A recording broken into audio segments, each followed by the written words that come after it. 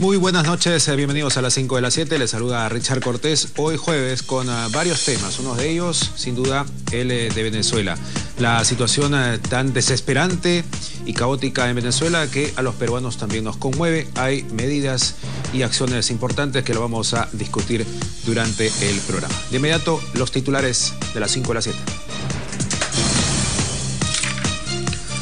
La primera, el Congreso de la República aprobó la moción en respaldo a Venezuela ante la crisis política que vive ese país. Más temprano, en conferencia de prensa, el líder opositor del gobierno venezolano, Enrique Capriles, se mostró positivo al señalar que su país logrará recuperarse gracias a la unión de su pueblo.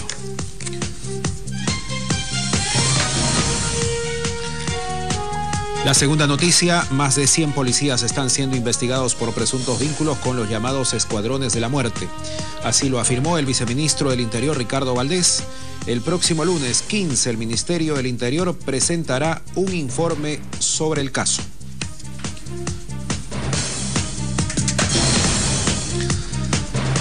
La tercera noticia, el ministro del Interior, Carlos Basombrío, indicó que las Fuerzas Armadas no serán empleadas para combatir la inseguridad ciudadana porque cumplen una labor muy distinta. Aseguró que la clave para combatir la delincuencia es reforzar el trabajo de la policía.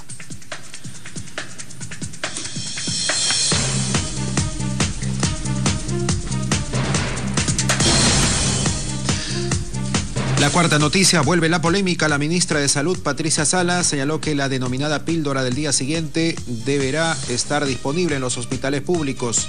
Indicó que contar con este anticonceptivo de emergencia es una necesidad y que el tema se está coordinando con otros ministerios.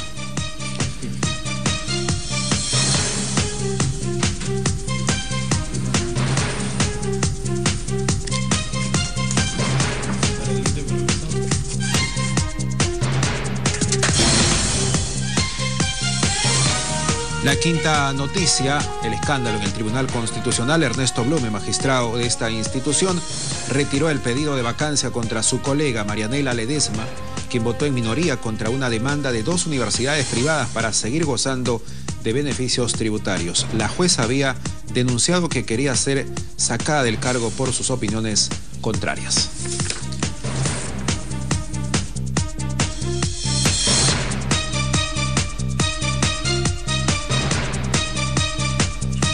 Hoy me acompañan en el programa el analista político Dietel Columbus y también Mario Castillo Freire, abogado y analista político. La bienvenida y el saludo a ambos. Muy buenas noches. ¿Cómo estás, bienvenidos al programa.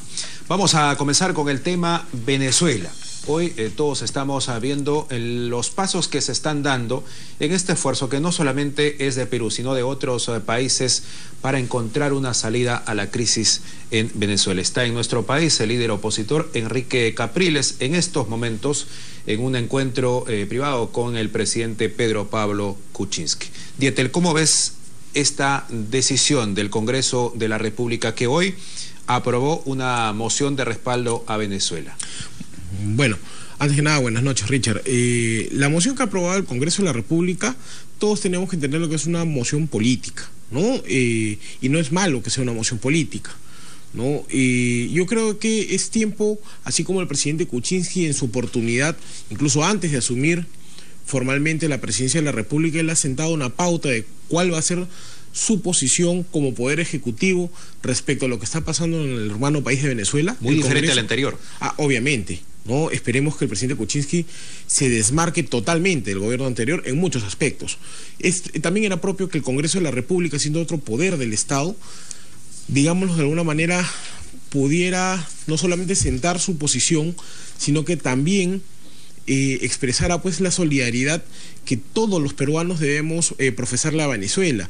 Y acá debemos dejar ese tipo de mezquindades políticas en que algunos dicen que debemos preocuparnos de nuestros problemas y no mirar a los del costado, ¿no? Entonces yo creo que eso demuestra pues un poco de mezquindad en algunas personas, porque si estamos hablando de violación de derechos humanos, porque eso es lo que ocurre en Venezuela, eso cualquier persona lo puede criticar acá, en Venezuela o en cualquier otra parte del mundo. Además, en Venezuela hay peruanos también que sufren las consecuencias, por ejemplo, de la crisis, de la escasez de alimentos.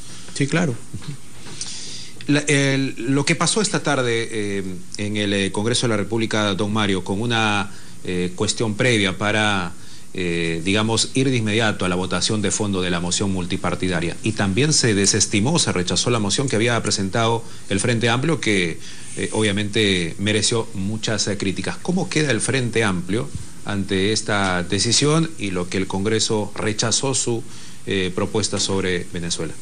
Bueno, yo creo que muy mal, ¿no? Porque ya no estamos en una situación en la cual se pueda tratar de disimular lo que es la situación política en Venezuela. O sea, si alguien quiere decir que, bueno, vamos a hacer una moción, como lo hizo el Frente Amplio, que sea una moción más o menos tibia para que sean los mediadores los que arreglen el tema. Perdón, sabemos que el gobierno de Venezuela va a tratar de evitar que tenga éxito cualquier intento de mediación, porque en realidad su objetivo último es no salir del poder. No estamos ante un gobierno democrático, estamos ante un gobierno dictatorial y autoritario. Y yo creo que en ese sentido la moción aprobada por el Congreso es una moción moralmente imperativa que se aprobara. Y además que el Poder Ejecutivo, me alegra mucho que haya cambiado de línea el gobierno actual con relación a la vergonzosa línea del gobierno anterior, que con respecto a Venezuela no solo se puso de costado con respecto al problema, sino se puso de espaldas. Es decir, no se podía hacer el juego al gobierno de la dictadura de Venezuela como lo hizo el gobierno anterior, seguramente tratando de pagar algunos favores políticos. Yo creo que la actitud del nuevo gobierno es una actitud positiva. Creo que el recibimiento a Capriles debió ser en Palacio de Gobierno, ¿no? En cierta forma, Capriles ganó las elecciones que se le robaron, pues. O sea, hay que hablar claro. O sea, ese tribunal electoral que computó los votos de la manera más parcializada hace 4 años y que dio la victoria al chavismo, es un tribunal que merece la fe de los demócratas en América Latina. Y ahora la está haciendo larga, ¿no? Con el proceso pero por supuesto. O sea, un principio fundamental en toda institución y todo país democrático es que los órganos electorales y en general los órganos que administran justicia no pueden ser juez y parte. Y cuando tienes órganos absolutamente politizados y que forman parte de la línea política y hasta, digamos, con toda la claudicación de principios jurídicos de un régimen, como es el caso de Venezuela, no podemos hablar de tribunales electorales independientes. Eso es para las democracias. Ya, si hay gente que en el Perú todavía cree que el gobierno venezolano es un gobierno democrático, bueno, lo lamento por ellos, pero en realidad el Congreso de la República ha hecho muy bien hoy día en aprobar la moción que ha aprobado, y el presidente de la República muy bien en recibirlo, y hasta ha debido recibirlo en Palacio de Gobierno. Abrumadora mayoría, 103 contra apenas 2 votos en contra. Tenemos lo que dijo Luz Salgado, la presidenta del Congreso, sobre este tema. Vamos a verlo. El reglamento, el señor Marco Arana, si los que han estado ahí, por favor, pasen la grabación, sustenta su moción. Su moción, al igual que Jorge del Castillo, sustenta la moción multipartidaria. Cuando se lleva al voto la admisión a debate, gana la admisión a debate de la multipartidaria. Pero como ya el congresista Jorge del Castillo había hecho una explicación muy amplia de lo que está ocurriendo en Venezuela, los que ganaron apoyaban esa moción, y los que ganaron la votación decidieron no hacer más debate, porque ya prácticamente se había explicado lo que sucede en Venezuela. Lo que pasa es que cuando se pone admisión a debate la moción del señor Marco Arana, donde él explica sus motivos y sus razones por más de 5 minutos, esa moción llevada al voto no ganó. Y si no ganó, no se puede llevar a debate una moción que no ha ganado. Que lean bien el reglamento. Gracias. Muy bien, y ahora, ¿cuál es el impacto, el efecto que puede tener una posición, un respaldo como la que se aprobó en el Congreso de la República? Decía, no es el único paso que se está dando en países vecinos. Hay otros pronunciamientos también de los países miembros, por ejemplo, de la OEA. Mauricio Macri también está pronunciándose contra Venezuela. Incluso sostiene que no debería asumir la presidencia pro tempore de Mercosur. ¿Cuál va a ser el impacto? ¿Qué tanto resultado dan este tipo de pronunciamientos, o simplemente son cuestiones políticas? A ver, los pronunciamientos que estamos viendo ahora, que yo concuerdo con Mario, felicitamos creo todos, al menos todos los que nos consideramos demócratas al 100%, posiciones totalmente firmes y no tibias como las que hemos venido viendo, ¿no? Hasta ahora, incluso hasta hoy. Pero no dejan de ser solamente posiciones políticas, ¿no? Muestras de solidaridad que lo que hacen es en su conjunto demostrar pues la solidaridad que los otros países tenemos con lo que pasa en Venezuela. Estos pronunciamientos no son contra Venezuela, son en realidad muestras de solidaridad con el pueblo venezolano en rechazo al régimen dictatorial que tiene en esta oportunidad nuestro hermano país. No estamos hablando de una democracia débil, como algunos ex candidatos presidenciales han señalado. Capriles, Leopoldo López no son opositores golpistas, ¿no? Son personas que están defendiendo la democracia en su país, así como en su momento hay personas en nuestro país que han defendido la democracia y se enfrentó a una dictadura, como lo fue el segundo periodo de Alberto Fujimori. También lo está pasando en Venezuela, y esa misma dureza con la que se ha sentenciado, se ha criticado posiciones dictatoriales, autoritarias, como lo quieras ver, en nuestro país, también deben ser iguales para otros países. Es más, Capriles señaló, de lo que he podido leer ahora en algunos medios, que lo que está pasando en Venezuela, Maduro es el equivalente a Fujimori en el Perú. Entonces, no entiendo yo cómo los miembros del Frente Amplio, y lo digo así, los miembros del Frente Amplio no pueden tragar esa excusa retórica que usan siempre de tratar de esquivar el tema de Venezuela, primero con Chávez, después con Maduro, ¿no? Porque no pueden pues negar algo que valga la redundancia, que cae de Maduro pues en Venezuela. Venezuela actualmente no tiene un régimen democrático. Que hayan habido elecciones, como creo que fue el argumento de la señora Mendoza, por ejemplo, en alguna entrevista que dio, no lo hace democrático, porque si ese es el argumento de la izquierda y de la señora Mendoza, por ejemplo, del Frente Amplio, entonces ellos no pueden catalogar pues al gobierno de Fujimori de haber sido una dictadura, porque en el gobierno de Fujimori hubieron elecciones también. Entonces, tienen que ser consecuentes, ¿no? Y esa consecuencia, gracias a Dios, estamos viéndola con el presidente Kuczynski y la estamos viendo con el Congreso de la República, al menos mayoritariamente. 103 congresistas han expresado su apoyo, su respaldo, la solidaridad, ¿no?, moral a nuestro hermano país de Venezuela. Una lástima que los miembros del Frente Amplio no se hayan plegado a esta propuesta, y su moción, la verdad que no decía nada.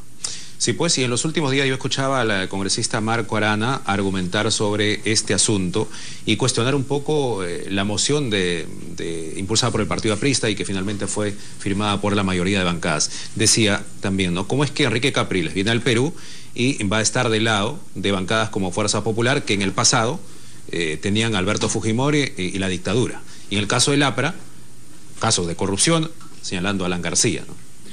Pero eso es una manera de esquivar la realidad. Sí, claro. Porque todos quienes están en el Congreso han sido elegidos democráticamente. Y cada uno de los congresistas está ahí por los votos de la población.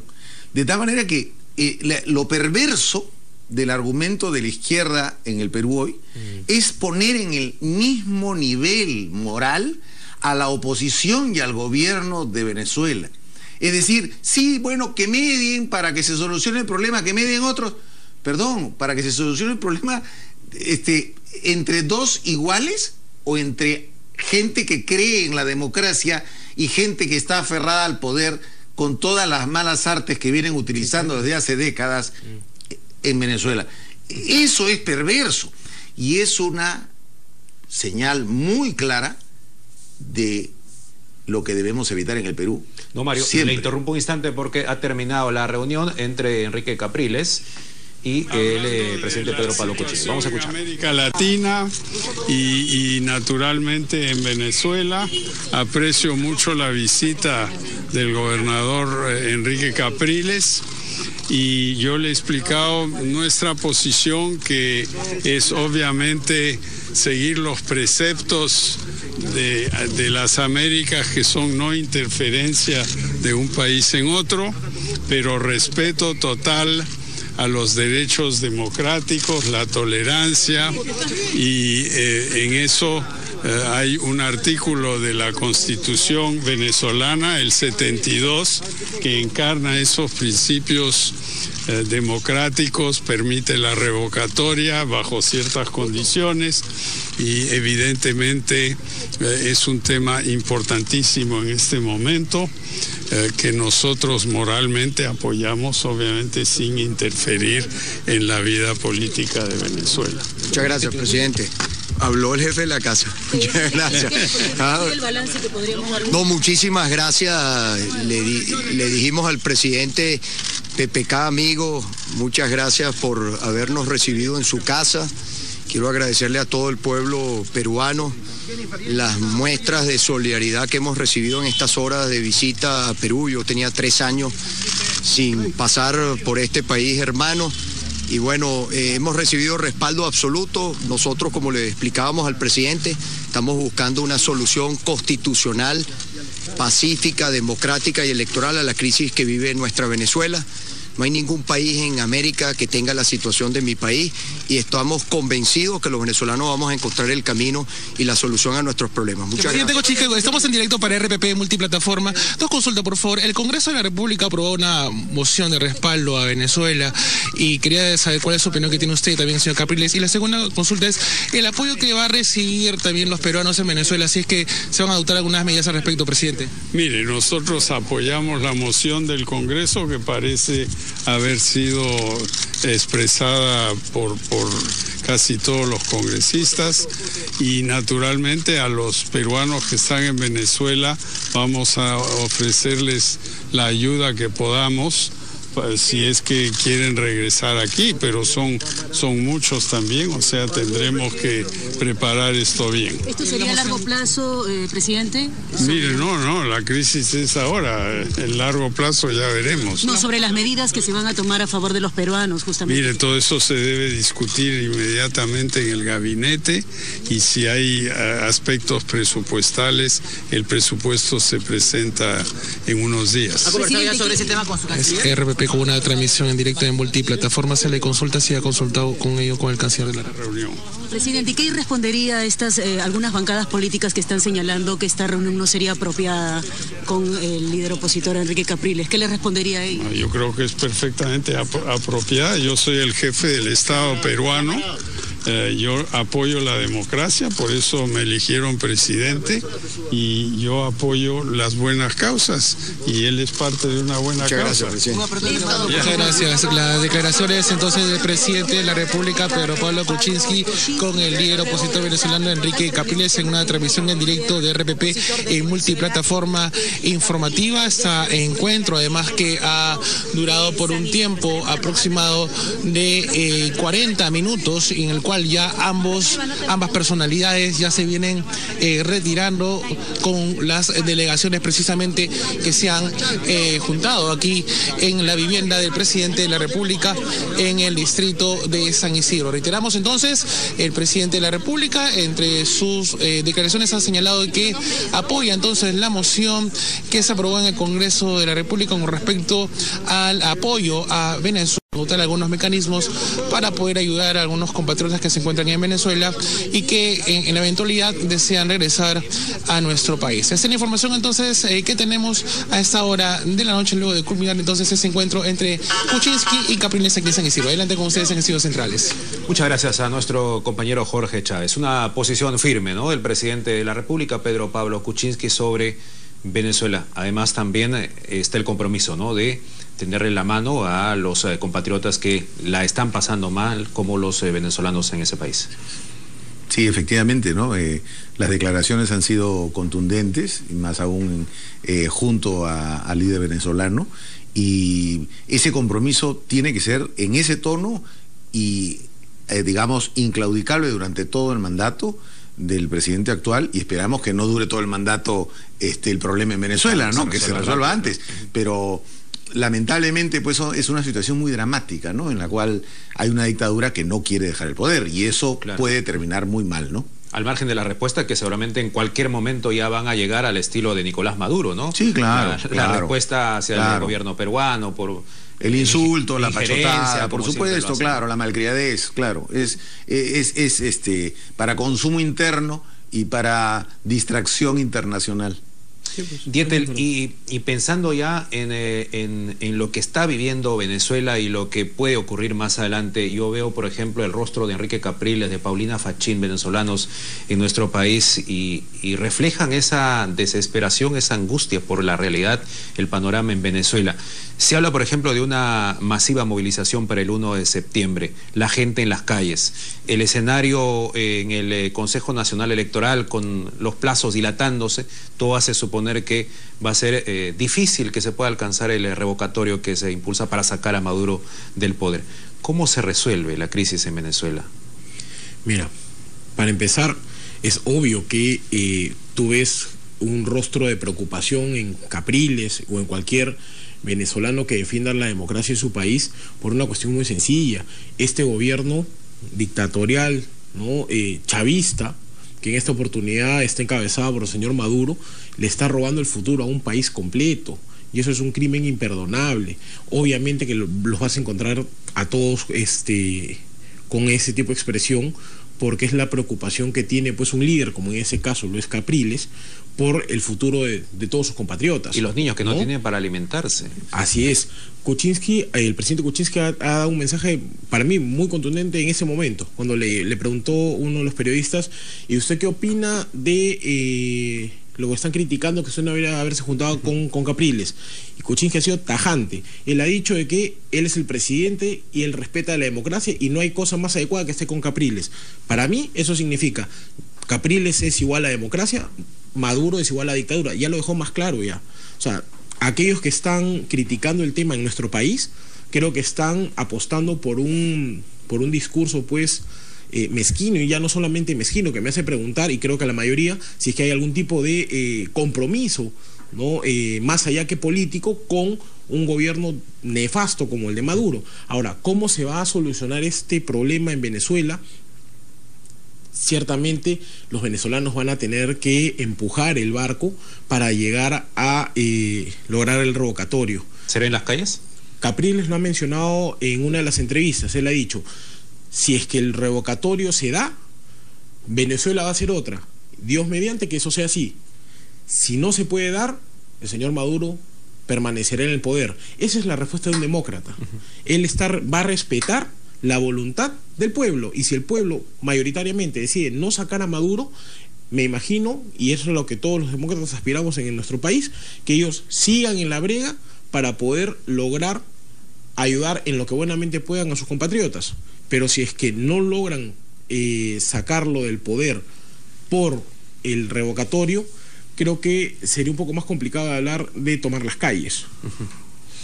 ¿Ve una solución pronta, don Mario, este tema de Venezuela? Yo creo, digamos, que hay un elemento importante como reflexión, y es que las Fuerzas Armadas venezolanas deben tomar conciencia que los soldados son el pueblo en armas y que deben acompañar a su propio pueblo y no estar distanciados de él, y no hipotecar la historia gloriosa de las Fuerzas Armadas venezolanas a una dictadura que pasará en las páginas negras de la historia. Yo creo que cuando se dé el proceso revocatorio y cuando estén los resultados, si es que esos tribunales electorales no muy santos lo permiten, esas Fuerzas Armadas tendrán la oportunidad de acompañar al pueblo al que se deben y no al dictador de turno. Perfecto, vamos a cerrar este tema y de inmediato vamos con el segundo, y tiene que ver con un asunto que involucra a la Policía Nacional, justamente la institución que debe estar en la primera fila para esta tarea que todos queremos y deseamos que se resuelva con el gobierno de turno: la delincuencia, la inseguridad en nuestro país. Si había algo de duda sobre la existencia o no del llamado Escuadrón de la Muerte al interior de la Policía Nacional, el viceministro de Interior, el señor Valdés, Ricardo Valdés, anoche en el programa de Milagros Leiva, todo se sabe, se encargó de despejarlo. Hizo una revelación, vamos a recordarlo. Yo creo que ahí metió la pata el tipo. Yo también creo lo mismo. Bien, no tenemos este baile, lamentablemente, pero lo que dijo anoche el viceministro de Interior es que es innegable la existencia de este Escuadrón de la Muerte, incluso habló de cifras. por lo menos 100 policías que estarían o que habrían formado parte de este escuadrón de la muerte. Una revelación que tendrá que resolverse, ¿no? Ya el ministro del Interior ha dicho que hay una comisión que está trabajando, en los próximos días debe dar un veredicto final con detalles seguramente ya para que este tema continúe en el ámbito que corresponde, ¿no? El Ministerio Público. Bueno, en realidad aquí yo tengo una crítica, porque si hay una comisión formada, debe esperarse el resultado del trabajo de esa comisión. No debe, por un tema de prisa, por un tema de querer satisfacer el interés de la opinión pública, no. Si se ha establecido un plazo, creo que fueron 10 días, no me acuerdo cuántos, para que la comisión trabaje, esa comisión debe trabajar con absoluta libertad, tranquilidad y sin presiones, porque si ya se dice, de todas maneras hay, son 100, si yo soy miembro de la comisión y el viceministro del Interior dice que sí hay y que son 100, entonces se está condicionando el trabajo de la comisión. Entonces, tiene que haber y tienen que ser 100, buscaré para llegar a 100, o es que ya se está adelantando información. Lo peor en un tema de justicia es adelantar información. Además es un asunto delicado. Por supuesto, es un asunto muy delicado. Tan delicado que se ha venido manejando algunos nombres. Yo el otro día, por ejemplo, veía un reportaje en un medio de comunicación en el cual se señalaba que un determinado oficial de la policía muy probo, ¿no?, en retiro, era una persona clave en toda esta historia. Entonces, y leía hasta la última línea del reportaje y no se mencionaba en qué sentido era clave. Es decir, hay mucho también aquí de pleito interno, mucho de conflicto entre personas dentro de la policía por ajustar algunas cuentas. Esa es mi impresión. Entonces, no sé si existe el escuadrón de la muerte. Yo soy un civil, Dittel también, usted también. O sea, el tema es, eso se tendrá que investigar, pero se tiene que investigar con cabeza fría, se tiene que investigar dentro de un gabinete y efectivamente, si existe algún culpable o presunto culpable, porque la comisión no es juez penal para condenar a nadie ni fiscal para acusar, se tendrá que elevar esas investigaciones al Ministerio Público para que vea qué cosa investiga y a qué rumbo toma. Entonces, aquí eso de juzgar a la gente por anticipado y colgarla por anticipado, a mí siempre me ha causado el mayor rechazo. Soy abogado, al igual que Dittel, y un hombre de derecho no puede juzgar por anticipado a nadie, ni sacar conclusiones antes de que las etapas precluyan. Es el caso de esta investigación. Si hay culpables, obviamente serán juzgados, pero sin escándalo, o sea, digamos, todo a su tiempo. Además, en la coyuntura en la que estamos, ¿no? Porque por un lado se habla de las medidas en los primeros 100 días de gobierno, con acciones concretas para luchar contra la delincuencia. La policía sin duda va a ser protagonista de este trabajo, se le va a exigir eficiencia, resultados, y por otro lado está este asunto, ¿no?, del escuadrón de la muerte, que sin duda también de alguna manera debe afectar a la institución en general, y también por otro lado delata, de comprobarse este escuadrón, la corrupción que existiría en la Policía Nacional, y algo que tendría que cortar, ¿no?, el ministro del Interior para quedarse con los mejores elementos. Claro, pero a ver, yendo en la misma línea de Mario, ¿no? Tú has mencionado el tema de los compromisos de los primeros 100 días, ¿no? Si es que la lógica de gestión va a ser inflar el globo con lo que se tenga y lo más rápido que se pueda para poder demostrar de forma efectista algún resultado en estos tres meses, creo que es una mala estrategia, porque finalmente ayer el viceministro Valdés dijo dos cosas, ¿no? Yo vi la entrevista con Milagros Leiva. Una de ellas es que se iban a hacer dos investigaciones por separado: la penal, que va a cargo del Ministerio Público, y esta comisión, que es una comisión administrativa política, ¿no? Y que esta comisión administrativa política, bueno, está haciendo su trabajo y recién va a terminar las investigaciones la próxima semana, ¿no? Creo que el 15 dijo. Pero él ya adelantó, pues, como dice Mario, una posición de hablar de un escuadrón. Para empezar, si hubieran 100 policías sería un convoy, ya ni siquiera sería un escuadrón. Pero ya adelantó 100 policías que están involucrados en esta situación. Y no lo ha hecho un ciudadano cualquiera, lo ha hecho el viceministro del Interior, en representación del ministro, ¿se entiende? ¿Qué pasa si es que luego de las investigaciones penales el Ministerio Público dice no hay lugar a la investigación porque no hay elementos de juicio, no hay delito, no hay pruebas? ¿Cómo queda? O sea, van a quedar pésimo, porque han adelantado, ya no es una suposición, porque lo que dijo el viceministro de ayer ha sido aseverar que sí hay un escuadrón de la muerte y que por lo menos son 100. El ministro del Interior fue un poco más prudente, él hablaba de indicios, hay fuertes indicios, un tema de investigación, creo que era lo que correspondía, ¿no? El ministro ha sido más cauto, porque además Carlos Basombrío pues es una persona que tiene experiencia, y me imagino que cualquier persona con experiencia pública no se va a aventurar, y menos si es que tiene asesores legales, a aventurar pues a adelantar juicios, como dice Mario, ya sindicando pues ¿qué implica estos escuadrones de la muerte?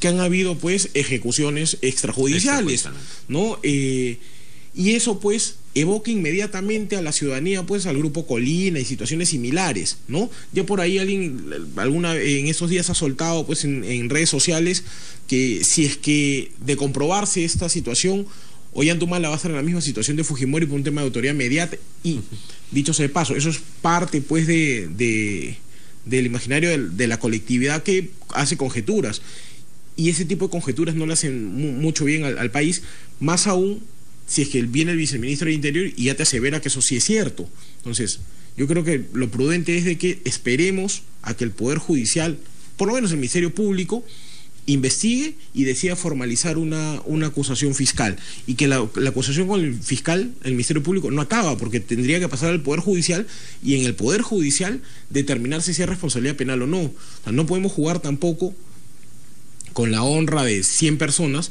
que por ahí que se filtra, porque ahora está de moda que se filtre todo, los nombres de estas personas que van a ser considerados paria social, y dentro de 4 o 5 años el Poder Judicial diga no hay responsabilidad. Ahora, si se llega a comprobar, sí sería algo grave. Gravísimo. Eso es gravísimo. Porque eso además no se dice que duda. habrían existido estos actos repudiables para un poco el aprovechamiento personal, para lograr ascensos, algún tipo de beneficios. Pero el asunto, un comentario final, don Mario, debería circunscribirse más bien en el ámbito del Ministerio Público y no tanto en lo que decía Dietel, ¿no? La comisión que tiene el rango político de alguna forma, ¿no? No, yo creo que la comisión cumple un objetivo, que es el objetivo de que la institución, que es el Ministerio del Interior y la policía, limpien este problema si es que hubiese habido estas irregularidades a juicio de ellos mismos. Sin embargo, yo aquí advierto algo.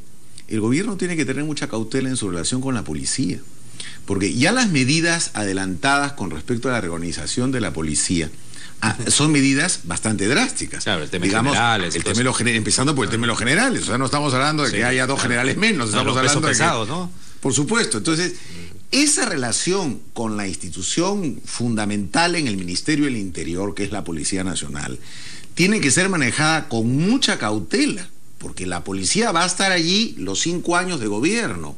Puede haber una reorganización, pero no tratar de mover más las aguas de lo que ya están movidas y van a estar movidas. Es decir, todos estos temas hay que verlos o hay que tratarlos con guante blanco.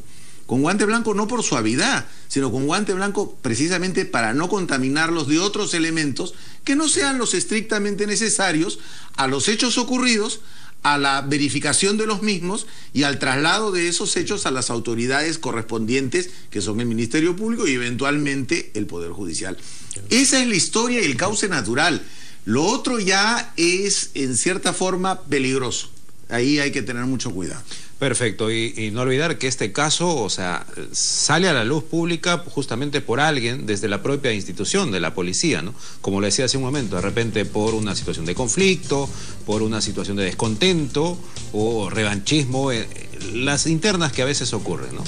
Muy bien, vamos a dejar el tema ahí, hacemos una pausa, los titulares con lo último de las noticias y volvemos con las 5 de las 7.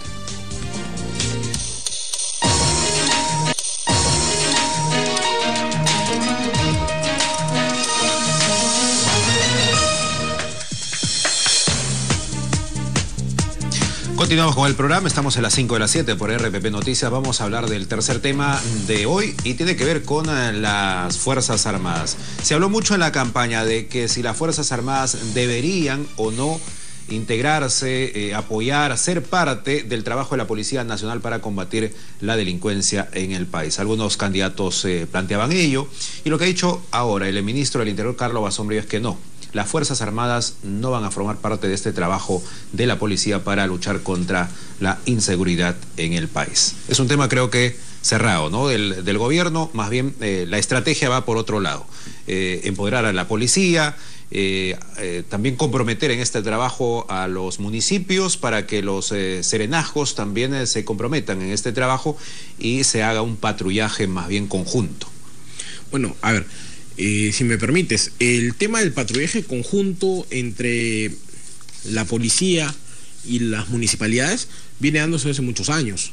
Eso no es un tema nuevo. Lo que el ministro Basombrío creo que está planteando es que se retome ello, porque justamente cuando se eliminó este tema del 24x24 y los policías que tenían su día de Franco ya no podían venderle ese día a las municipalidades, el acompañamiento del patrullaje conjunto se vio afectado. Entonces sí es importante que la policía acompañe al serenazgo, porque el serenazgo de por sí no tiene pues las condiciones de poder detener personas, no es la policía. Pero una vez más estamos hablando o han enfocado el tema de seguridad ciudadana solamente en el tema de policías, ¿no? Y el tema de la policía es uno de los aspectos del problema de seguridad ciudadana.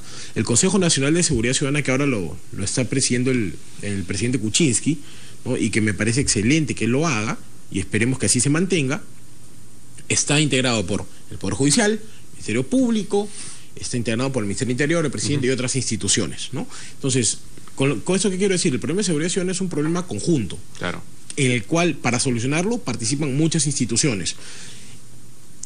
Al menos por lo que vemos en los medios, el tema de las recompensas están teniendo efectos ya casi inmediatos, porque han informado que ya ha habido capturas a partir del día domingo, creo que se informó. Pero ¿qué ganas tú deteniendo a la persona si finalmente se van a demorar una vida en investigarlo en el Ministerio Público, otra más en el Poder Judicial, y al final termina saliendo por exceso de carcelería, termina saliendo por prescripción o una infinidad de problemas adicionales que se presentan? Entonces, el problema de seguridad ciudadana no solamente es la policía. El ministro Basombrío tiene que, en ese sentido, coordinar con la ministra de Justicia, que es Marisol Pérez Tello, tiene que coordinar con el fiscal de la Nación, con el presidente del Poder Judicial, para ver cómo van a articular entre ellos para hacer y obviamente con los gobiernos locales, para ver cómo solucionan este problema, porque no ganas nada teniendo policías mejores pagados, los patrulleros que ha traído Pérez Guadalupe, que ojalá que algún día funcionen, ¿no? Y que no sean más caros de lo que se supone que son, tienen que ir a ver, ¿cómo lo podríamos decir? A ver todo como un problema conjunto y dar soluciones a problemas de fondo. La delincuencia no se soluciona solamente con que el policía atrape al delincuente. La delincuencia se combate desde la captura del delincuente, pasando por su investigación fiscal y terminando con una sentencia. La gente no confía en las instituciones, no porque el policía esté mal pagado, no confía en las instituciones porque sabe que al que lo atrapan sale inmediatamente y sale a robar otra vez. Entonces ese es el problema, que la gente no confía en las instituciones por la lentitud, por la burocracia, por la injusticia, claro, infinidad de argumentos. Para seguir con lo que dice Dietel, en el tema, por ejemplo, de lo que se ha dicho hasta el momento, de lo que se va a hacer, el patrullaje junto al serenazgo, el tema de barrio seguro, ¿son acciones para tener resultados prontamente? ¿Son acciones para dar un mensaje a la población, como lo decía el ministro del Interior, para que el delincuente tenga miedo y la población, en cambio, tenga la confianza en la policía? Bueno, a mí me parece bien lo que se está haciendo desde el gobierno y específicamente el Ministerio del Interior con respecto a este tema. Así como criticamos el anterior, en este yo estoy de acuerdo. ¿Por qué? Porque en primer lugar hay un plan, y ya es algo exótico que en el Perú para el Ministerio del Interior se tenga un plan. Y este es un plan que se ve estructurado, que además esperamos los ciudadanos que funcione, porque nadie puede esperar que no funcione. Claro que sí. Y además hay algo muy importante.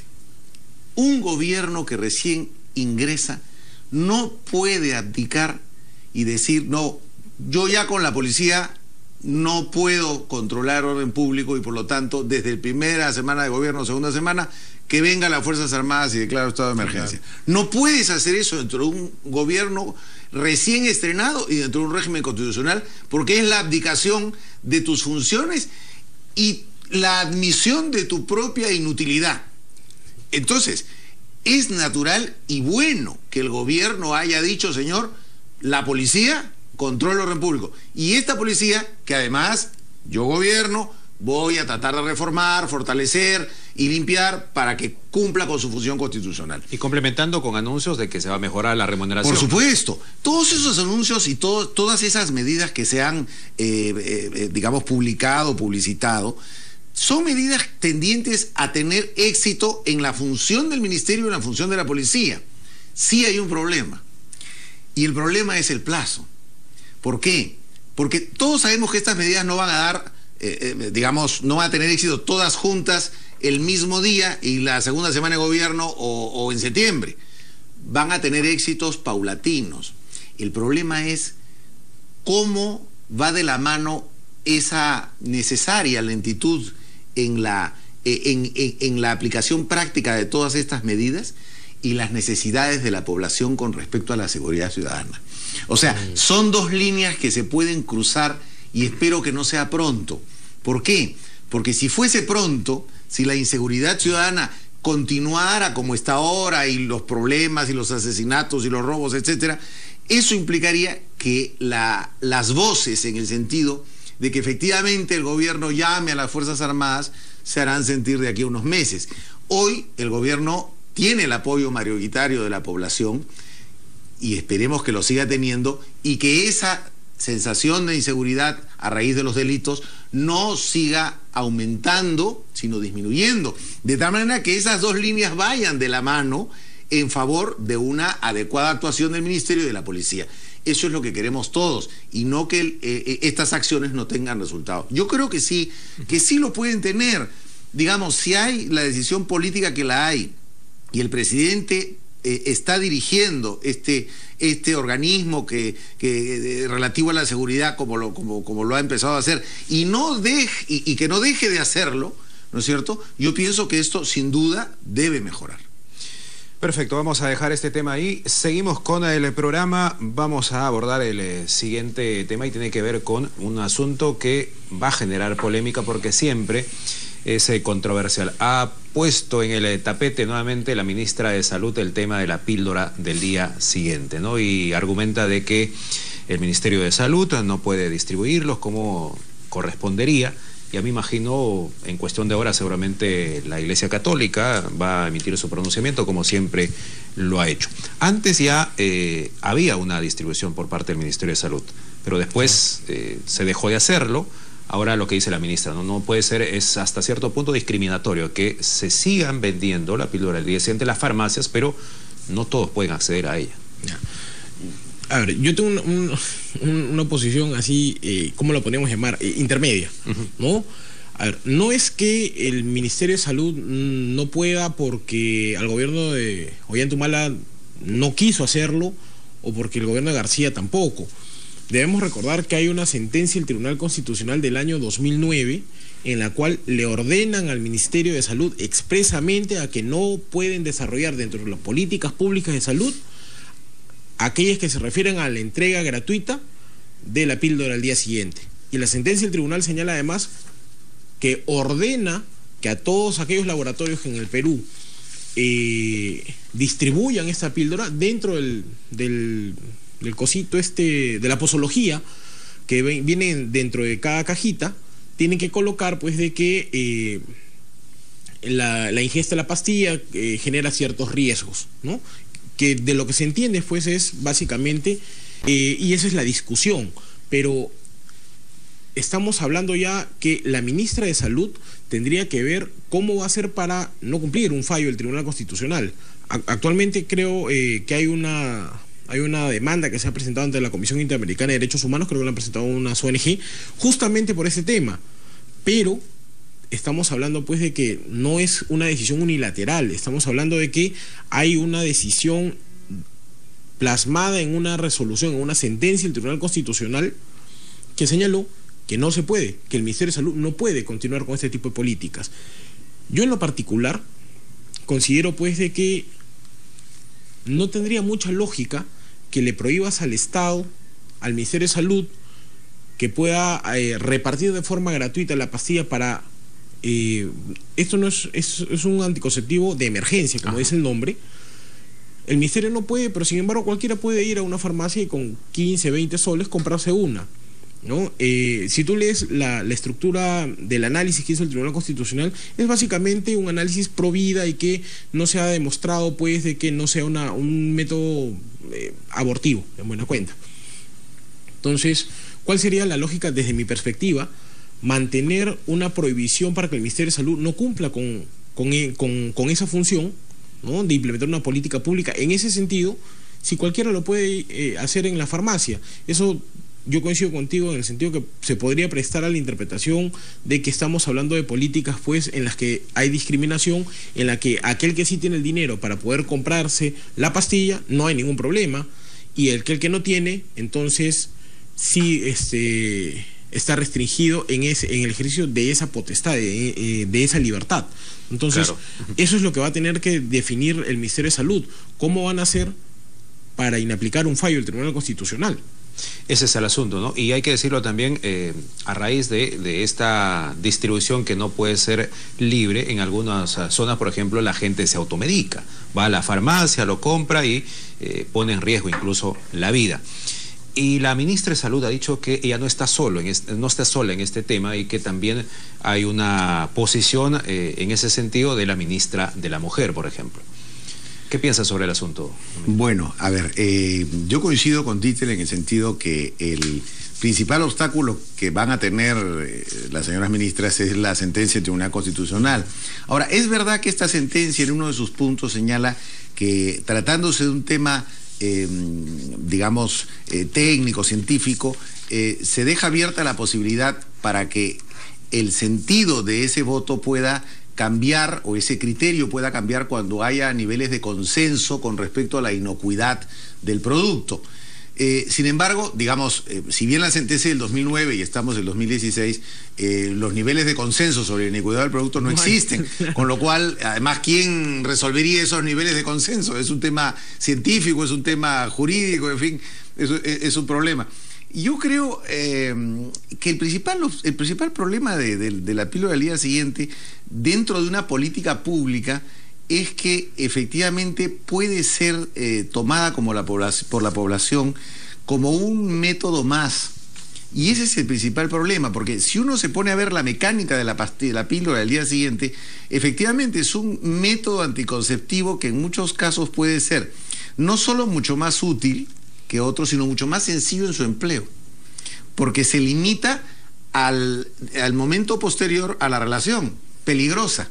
De tal manera que no hay que tomar pastillas todos los días y no hay que hacer una serie de cosas que implica un rigor de método para el empleo de un método anticonceptivo. Y yo creo que esa es la principal objeción, que algo que no es precisamente saludable como política anticonceptiva regular pueda ser tomado por la población como una política anticonceptiva regular, más allá de los cuestionamientos de orden constitucional recogidos en esta sentencia en torno a si es o no abortivo el producto, ¿no? Es un tema que va a dar para más, sin duda. Se abrió nuevamente la polémica. Nos quedan 2 minutos de programa, 1 minuto para cada uno, sobre el escándalo en el Tribunal Constitucional que tuvo como protagonista la magistrada Marianela Ledesma. Innecesario escándalo, ¿no? Menos mal se retiró el pedido de vacancia, que esto iba a ir más allá. A ver, yo creo que el hecho que hayan retirado el pedido de vacancia deja mal parado a muchos de los magistrados del Tribunal Constitucional que lo habían avalado este pedido. No voy a entrar al fondo si está bien o está mal la sentencia del tribunal, solamente al tema de la vacancia. Si un miembro del Tribunal Constitucional ha interpuesto una vacancia por la infracción a una norma específica de un miembro, cometida por un miembro del Tribunal Constitucional, y de repente la retira, yo podría entender el mensaje como que debido a que han habido pues una exposición mediática que me está afectando, ¿no? Y por cuestiones políticas o cualquier otra naturaleza, entonces ya no importan las infracciones que cometan. Entonces mejor retiro el tema. Entonces, un poco de falta de seriedad, yo lo veo así. Estamos hablando del Tribunal Constitucional. Así es, lo veo como un poco de falta de seriedad porque la imputación que le hizo, porque creo que la presentó el magistrado Blume, claro, ¿no? Era porque había cometido la magistrada Ledesma una falta, una infracción, había roto una norma. Se filtró, ¿no? la votación. Entonces, estamos viendo pues de que el Tribunal Constitucional, de acuerdo pues también a la temperatura de, ya no son encuestas, sino de mediática de la situación, puede ir o puede retroceder en una situación, lo cual esa señal es no deja una muy buena señal. Un comentario suyo. Bueno, yo lamento lo ocurrido porque soy amigo de varios de los magistrados del Tribunal Constitucional, evidentemente incluida la doctora Marianela Ledesma, una jueza, una magistrada de primera. Nunca se hubiera podido vacar a la doctora Ledesma, porque hay un principio en derecho que uno no puede ser juez de su propia causa. Entonces, si había un grupo de magistrados que se habían sentido ofendidos por algunas palabras de la doctora o que consideraban que había filtrado alguna información, cosa que no está aprobada, ellos no hubieran podido votar en un caso que los afectaba a ellos mismos, más aún siendo magistrados del Tribunal Constitucional. Entonces, creo yo que este era un tema, digamos, una especie de tour de force dentro del tribunal y que nunca hubiera podido llegar a la votación porque todos son hombres de derecho y evidentemente, habiendo sido supuestamente afectados ellos por un voto de otra magistrada, ellos no podían intervenir votando en una causa que les afectaba directamente, con lo cual jamás se hubiera podido producir, jurídicamente hablando, la votación del día 16. O sea, por eso cuando vi el tema en la prensa era la votación imposible, eso claro, no hubiera podido pasar. Y un detallito, lo que lleva a que en estos casos debería cambiarse la ley, porque quien debería decretar la vacancia de un magistrado no debe ser el tribunal, sino debe ser el Congreso de la República, que nombra a los magistrados por un número calificadísimo de votos. Claro. Y adicionalmente a esto, en medios leí algo entre ayer y antes de ayer, que a propósito del caso de la vacancia de la magistrada Ledesma, la congresista Vilcatoma había presentado una acusación constitucional contra los 4 magistrados que están involucrados en este tema y que han favorecido teóricamente, ¿no?, según lo que algunos dicen, a 2 universidades. Ahora, hay que ver si es que la congresista va a retirar la acusación constitucional también, porque de proceder la acusación constitucional y el Congreso decide, pues, vacarlos pues de su cargo, entonces el nuevo Congreso de la República ya no tendría que elegir solamente al faltante o al reemplazo de Urbiola, sino que tendría que buscar a 4 más, es decir, tendríamos que ver una recomposición total del Tribunal Constitucional, y si lo hubiesen vacado a la magistrada Ledesma, solamente quedaría Sardón, si no me equivoco. Entonces estaríamos hablando que el Congreso tendría la función de escoger a un nuevo Tribunal Constitucional nuevo. Descabezado el Tribunal Constitucional. Muy bien. Gracias, Dietel, don Mario Castillo Freire. Muchísimas gracias por su presencia en el programa. Hasta aquí, amigos. Gracias. Hasta aquí las 5 de las 7. Muy amables por su preferencia. Sigan con RPP. Enseguida, el noticiero central.